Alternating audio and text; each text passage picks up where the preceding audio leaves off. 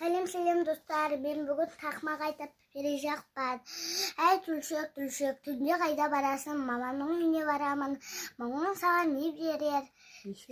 Ешкі сау сүт берер. Ешкісінің сүті жоқ. Лағының бұты жоқ. Тарам ет берер. Оны қайда қоясың? Тау түліне қояман. Ит алып кетсе не қыласың? Ит аузынан аламан. Батыр қанға бараман. Батыр қанның несі бар? Ұшар құсы бар. Ұшып кетті аспанға. Ұшып түсті дайра.